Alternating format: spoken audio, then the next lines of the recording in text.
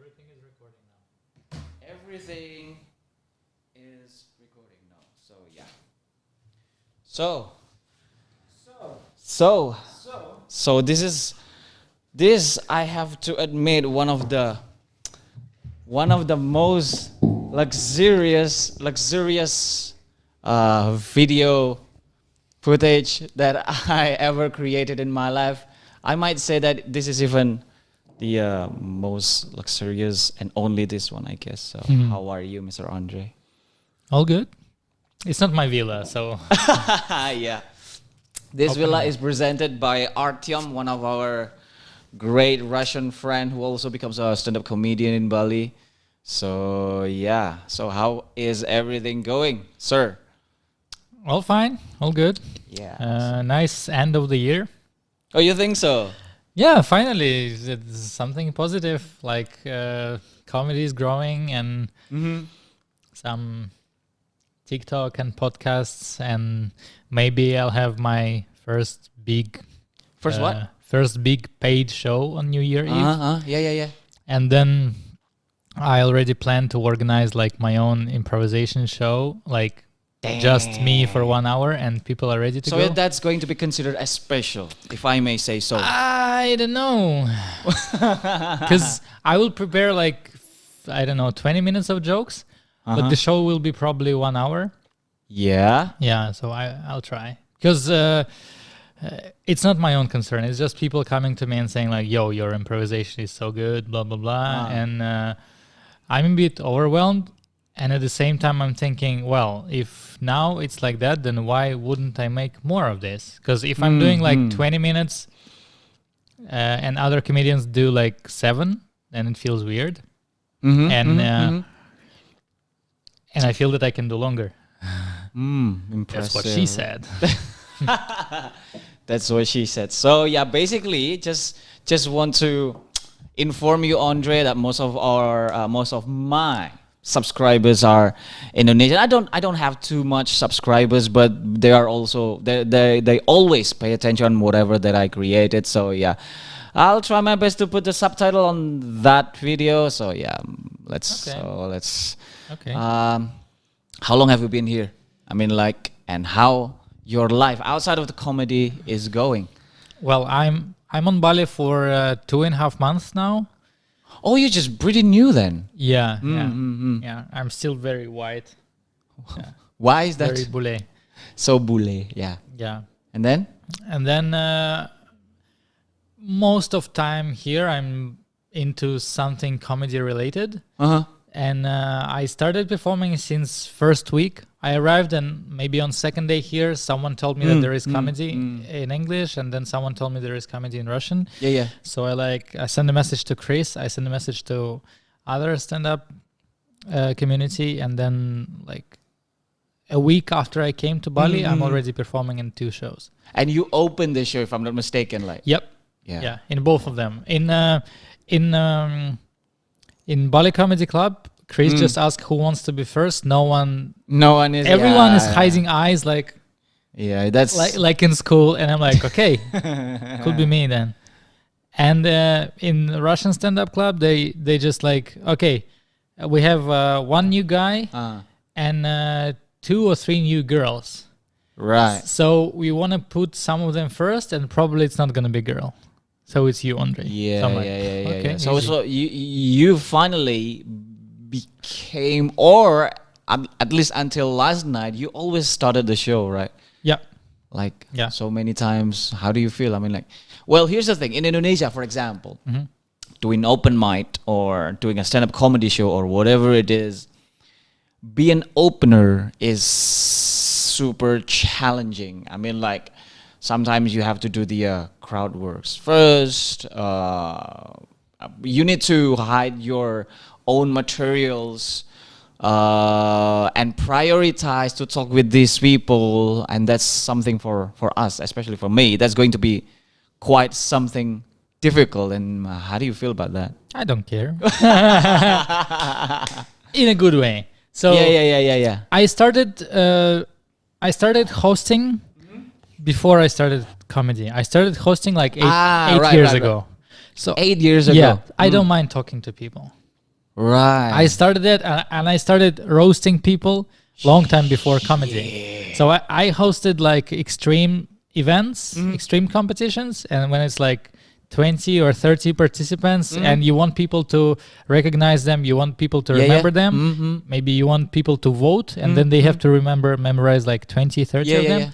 So I was creating connection between their name and their outfit and the thing they're doing. So if it's extreme event, I was like pronouncing their tricks and connecting them to the city where they're from, or connecting their haircut with their color of their t-shirt and something like that. So I was trying to make people memorable, and also if it's outside, sometimes I did this kind of crowd work, like, yo, people, it's gonna rain. Yeah. Let's everyone say fuck the rain, and everyone's like, fuck the rain. You mean last night?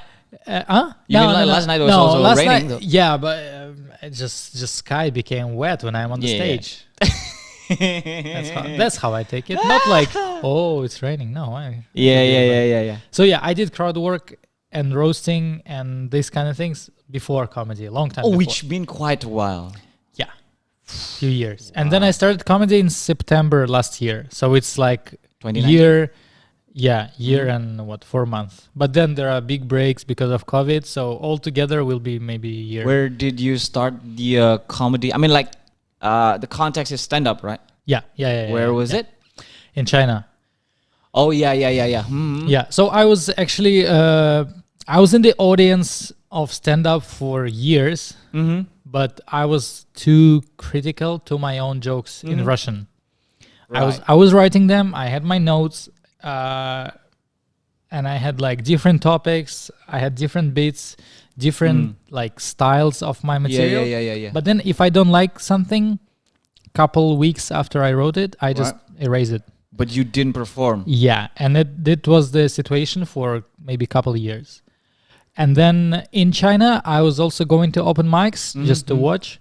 And I had that feeling that they're like half of them are really weak. So I can be better than at least half, which means you're like average and can do better later. Yeah. But I still didn't perform. I needed some kick from someone. So once my Canadian friend, he said, oh, this evening jokes are so simple and it's not deep and it's so... So someone, I don't know, complained to you or give... Yeah. And I said, okay, you can do better, right? He's like, yeah, easy. Next week I'm performing. I'm like, okay. And then? And then he said, but you're performing too. I'm like, okay, yeah, let's do it. And then what he happened? passed. He passed. Yeah. Okay. He the whole week I was reminding him every day, like, yo, dude, are you writing? He's like, no, I'll figure it out like last night before the event. And I'm like, okay, but I'm writing. So, but he finally didn't perform. Yeah, he didn't, and I did. And my first time was good. And then I'm like, well, seems like that's... He was not there at that time. Or he was there. He was there, but he didn't watching perform. you. Yeah. Damn. Okay. And then first time was like at least okay. And there was a moment, there was a heckler. Always typical. Yeah. And I did it good. Oh, you did good. I killed her. But probably that was the reason why you're, I don't know, accustomed to, I don't know, be an opener or probably do the crowd works things. Yeah. Maybe because of hosting before, or maybe because my first time was connected with heckler and it was good heckling experience. Makes sense. Yeah. So there was a girl who said something like, you're boring, and the whole bar is like, oh. And what did you say?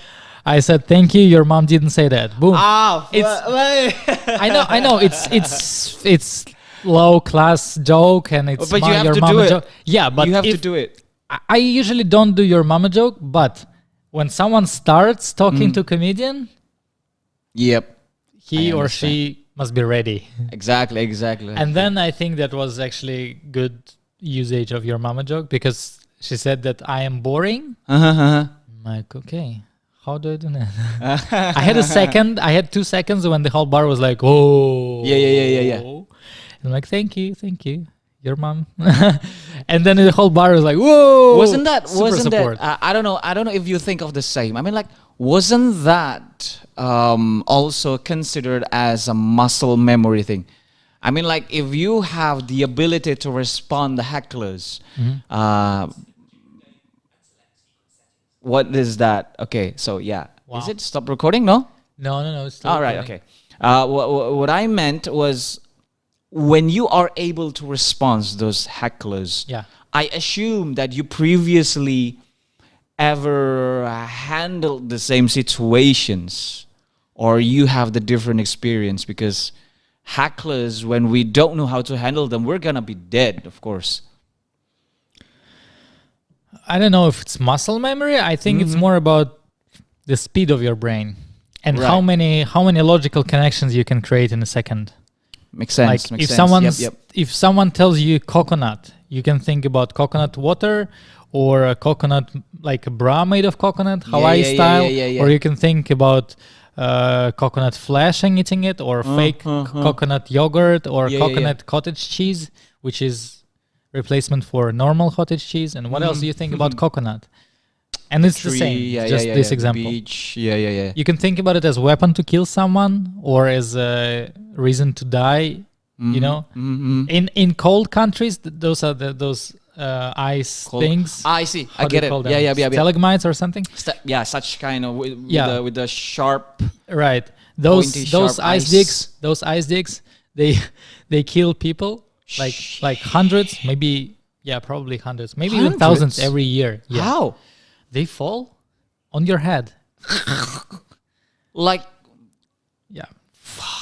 that's Imagine scary. if building is like 12 floors or 20 floors. Yeah, What's the speed of this shit? Even if it's half kilo, even if it's like this size. Yeah, and it it falls. definitely goes right through your skull. Yeah. So, and in warm countries, it's coconuts. They kill people. I heard it like stats are bad, like a lot. That's how you. I don't know. That's how you try to reconnect any kind of heckler's saying or words by try to connecting to something Yeah. else. Yeah.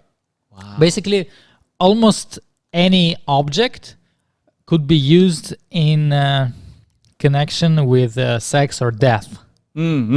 So the sexual meaning of coconut will be big balls or those Hawaii bra. Yeah. Right? Hawaiian bra. And death will be this shit falls on your head and you die. Or the rotten coconut. So you open it and it's dead inside. And Artyom would be saying like, oh, it's this coconut is same as Just me, like dead me, inside, something like dead that. inside. Yeah. Right? Yeah, I get it. almost any object can be used in this, at least these two meanings. This is simple. And then Dead if you inside, go a yeah. bit harder, then it's could be connected to appearance of person, or if you talked Correct. before, maybe Correct. who is that? Maybe it's the girl who's bringing new boyfriend every week. Remember that one? Yeah. Or maybe it's someone else. Maybe it's the black guy who said he has Russian name. You remember? Who was one? Vlad. Vlad. Big black guy with Russian name. Is he really named Vlad? No. or he was just messing around? Yeah, he's just joking. But he lived in Ukraine for 2 months and he knows some words. Right. Yeah, Well, we talked that's- after the show. He's cool. So that means you are quite. I don't know if I may. If I'm saying this right, quite experienced on doing this, Talking to people, yeah. doing stand up. It's no, I wouldn't say that. I'll calculate it. I have like 85 shows, maybe. You mean open mic? Yeah. Just any kinds of stand-up comedy when I'm alone on the stage. Plus, there are some group activities like improv.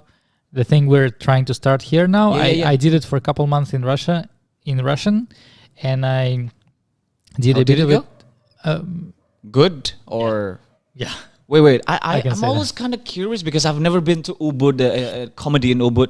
Oh. How many Russians did you usually have on the Russian night? You mean comedians or audience? Both. Comedians 6 to 12. Yep.